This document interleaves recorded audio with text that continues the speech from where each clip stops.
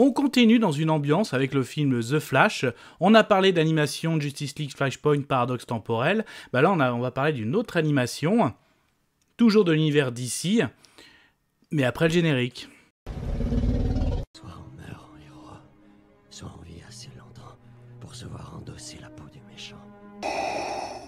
Pour ce genre de choses, il existe des hommes comme moi. Il t'arrive de saigner. Vous pouvez respirer, vous pouvez cligner des yeux, vous pouvez pleurer. Ah, m'a ramené le conduit celle-là. Maintenant que j'ai votre attention, accroche-toi, petit.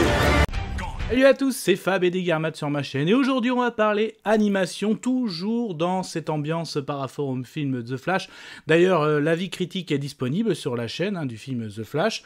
J'ai parlé un peu avant la sortie de l'animation, Justice League Flashpoint Paradoxe Temporel, qui est aussi disponible. Et même durant la semaine, j'ai parlé d'une série française, science-fiction, aussi sur du paradoxe temporel, Vortex aussi qui est disponible. Et du coup, j'avais envie de terminer un peu dans cette ambiance avec une autre animation. Notre héros Flash est bien mis en avant. Justice Society World War II.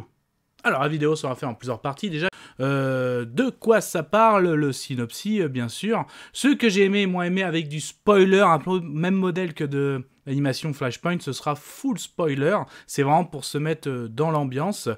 Puis voilà, je conclurai bien sûr la vidéo. Alors du coup, cette animation, par quoi commencer? Donc du coup, je rappelle aussi par rapport au contexte. Donc le contexte, c'est vrai que dans les animations DC, il y a plusieurs catégories, d'ailleurs c'est aussi disponible sur la chaîne. Il y a des animations indépendants, qui sortent aussi bien directement en VOD, voire au cinéma. Mais il y a aussi un univers partagé. Donc les univers partagés, parce que oui, il y a eu des univers. Donc parce que attention, Flashpoint, celui que j'ai parlé de, donc Justice League Flashpoint Paradoxe Temporel, faisait partie d'un univers inspiré de New 52. D'ailleurs, ça a été le commencement, qui a terminé aussi avec notamment le Justice League Dark Apocalypse War. Et justement, un autre univers s'est lancé par rapport à ça, ils l'ont appelé le Tomorrowverse, notamment qui a été lancé avec un nouveau Superman, le Superman, avec un nouveau Superman, oui, tout à fait. Et justement, là, un nouveau film avec notre héros Flash qui est mis en avant, et pas que. Donc justement, je voulais vraiment vous resituer aussi au niveau du contexte, donc on est bien dans le Tomorrowverse, Donc, pour situer aussi au niveau du contexte du Tomorrowverse, donc c'est un autre univers d'ici qui démarre. Donc pour l'instant, on va dire qu'on a 3 super-héros. Il y a Superman à Metropolis, on a Batman à Gotham, donc notamment avec un long Halloween qui est disponible aussi. Et on a Flash, donc notre héros de Central City, qui a été frappé par la foudre et qui maîtrise sa super vitesse, et aussi dans sa vie privée qui sort avec Iris. Et justement, je mets directement le synopsis de cette animation. Barry et Iris ont envie de faire un petit pique-nique à Metropolis. Ils ont envie de sortir de Central City, parce que Iris est au courant de la double identité de Barry. Donc là-dessus, ils ont été clairs tous les deux. Mais ils ont envie de se faire un petit week-end KE, donc à savoir pas de journalisme pour Iris, mais aussi pas d'enquête police scientifique pour Barry, et aussi pas d'intervention pour The Flash, vraiment un week-end.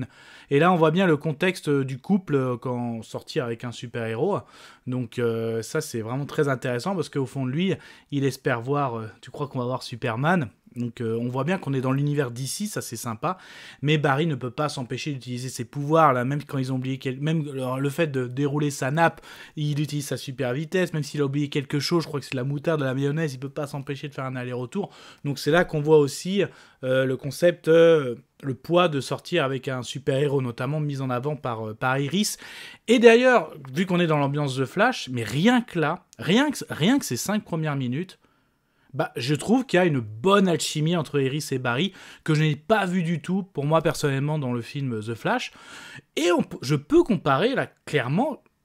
Certes, là, je suis dans le film The Flash, Iris West a très peu de temps d'écran, et là, dans cette animation, c'est pareil. Et pourtant, je trouve qu'il y a vraiment une alchimie, là, cette scène du pique-nique est vraiment très très bonne. Voilà, ça reste que mon avis. Mais bon, on est dans l'univers d'ici, et donc là, on entend comme une explosion. Donc la conversation se termine, et Iris dit à Barry allez, vas-y, hein, en plus, Barry se dit, ça se trouve, c'est Superman, on va peut-être pouvoir se rencontrer. Il y va, et effectivement, Superman est attaqué par Brainiac. Donc Barry va prêter main forte à Superman, et surtout qu'à un moment, Brainiac est à deux doigts, oui, de tuer Superman, hein, parce qu'il va utiliser une balle en kryptonite.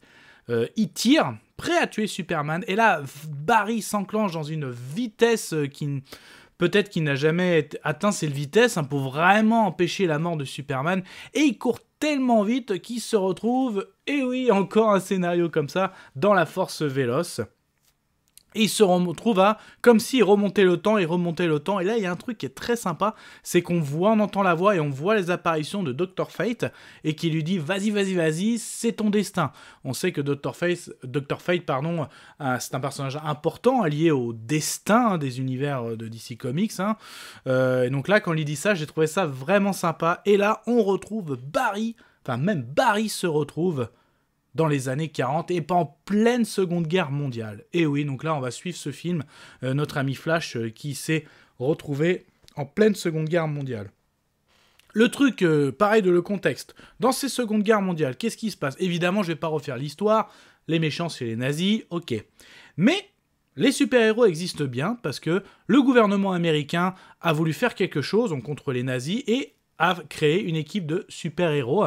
Donc ils ont...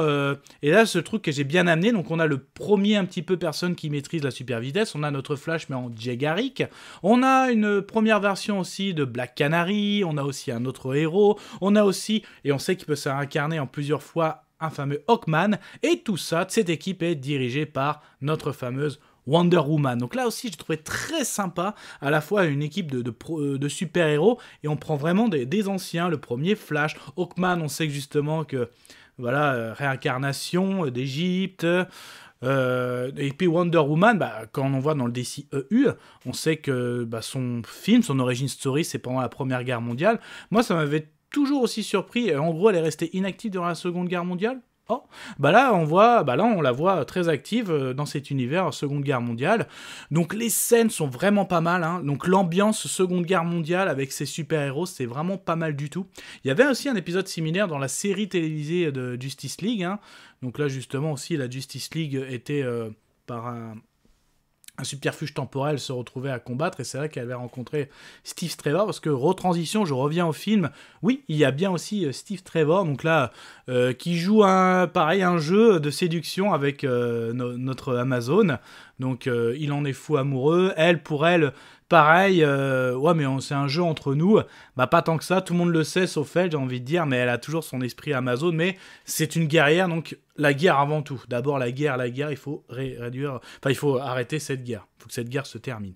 Et donc on a notre Flash qui se retrouve au milieu de ça, et excellent, déjà la rencontre est déjà très bonne aussi, il se rend vite compte qu'il a remonté le temps, mais pour lui, niveau histoire, il sait ce qui s'est passé à la Seconde Guerre mondiale, mais il n'a jamais entendu parler de ses premières équipes de super-héros. D'ailleurs, je rappelle le contexte, hein, il n'y a toujours pas d'équipe de super-héros, la Justice League n'existe pas.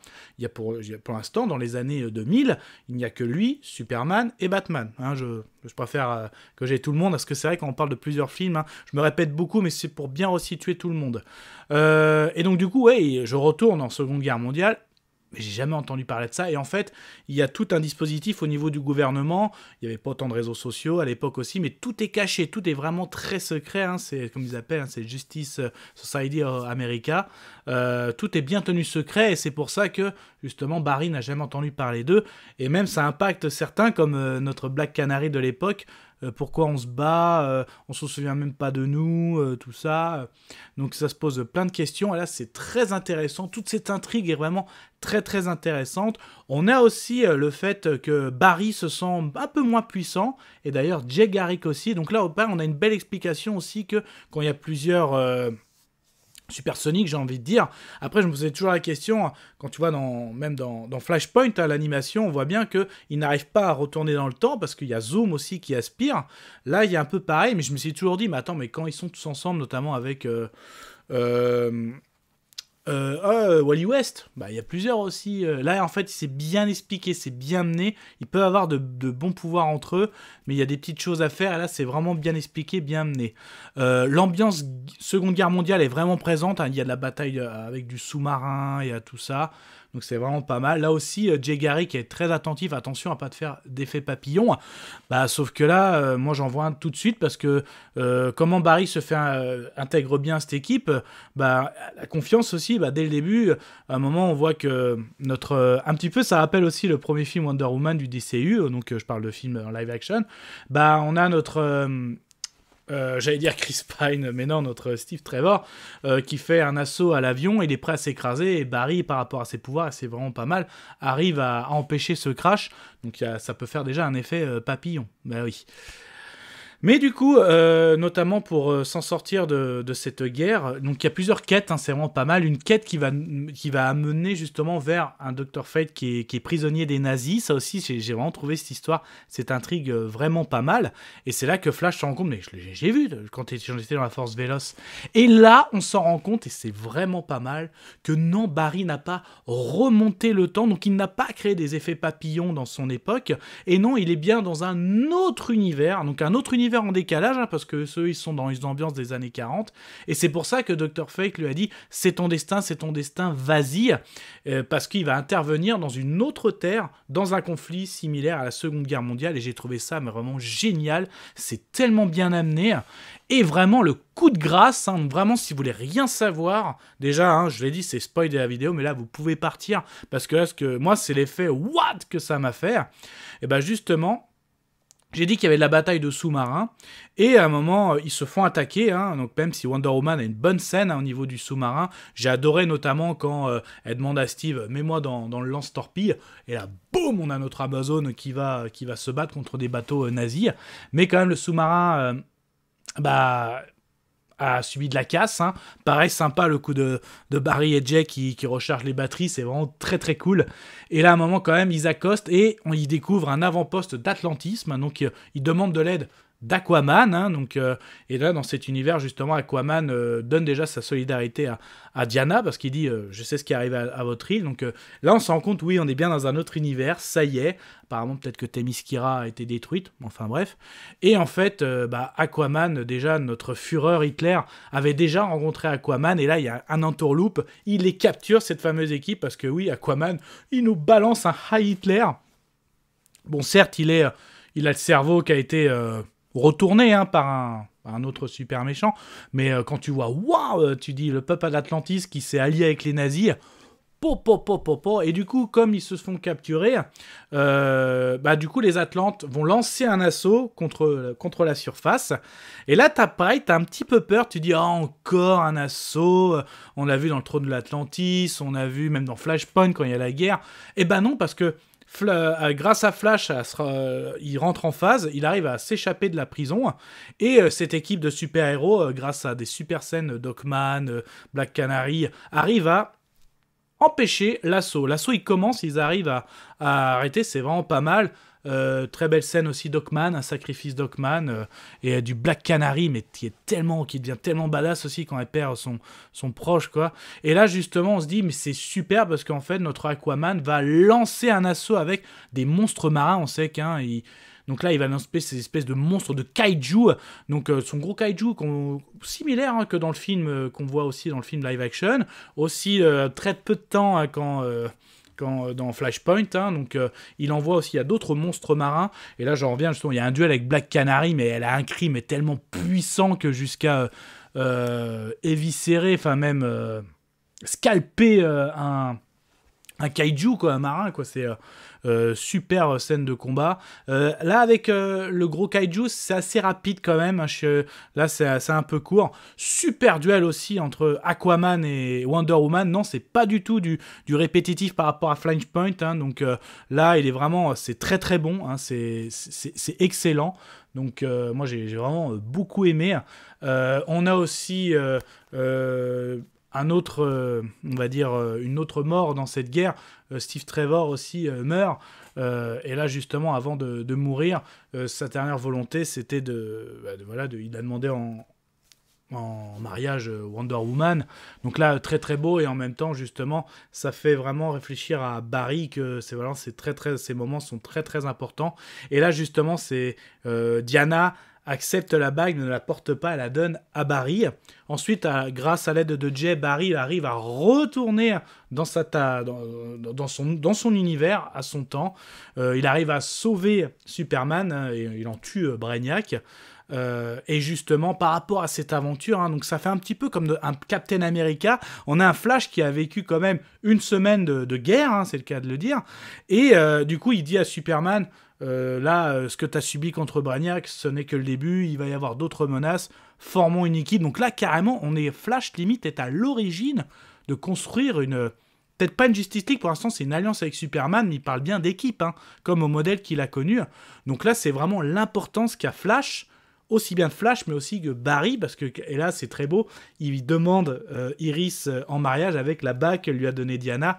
Je trouve que la conclusion est très très bonne, et c'est encore pour moi un super film Flash, film animation, dans cet univers d'ici. Voilà. Donc j'avais envie de vous partager, vraiment je vous le conseille. C'est pour ça que je réitère, l'animation Flashpoint, c'est vraiment génial, hein, pour du Flash, mais aussi celui-là, c'est vraiment très très bon. Oui, peut-être, oui, je vous l'avoue, je n'ai pas aimé le film en live action The Flash, mais là je vous conseille vraiment, si vous voulez vous faire une petite thérapie, si vous n'avez pas aimé, faites-vous ces deux animations, c'est vraiment très très bon. Et si vous êtes curieux par rapport au pouvoir, parce qu'il remonte le temps, il peut aller en timeline, je vous invite à aller sur la chaîne YouTube de ActuDC.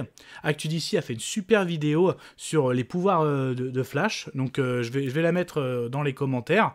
Et puis, notamment, si vous êtes fan des actualités d'ici, vous pouvez vous abonner à sa chaîne. Et en plus, de temps en temps, le vendredi notamment, il aime bien faire des lives sur l'actualité, et avec des invités. Et très gentiment, je participe aussi à ces lives, donc on peut se retrouver aussi là-bas. Voilà. En tout cas, voilà, j'avais envie de vous partager ça pour rester dans l'ambiance The Flash. Donc je vous conseille ces deux animations. Et donc du coup, si je vais quand même donner l'avis sonore, pour moi, c'est celui-là. Voilà, mais ça, ce n'était que mon avis. Faites votre propre avis. Et puis n'hésitez pas à vous promener sur la chaîne, hein. Il y a des playlists d'ici comme animation, live action, mais aussi d'autres playlists. En tout cas, vous likez la vidéo si vous avez aimé, vous la délikez si vous n'avez pas aimé. Et puis, que dire d'autre? Mais oui, mais prenez soin de vous, que ce soit devant une toile, un écran, un Blu-ray, une plateforme de streaming. Kenavo. Je vous souhaite une agréable soirée. Désolé pour le bordel. Au revoir.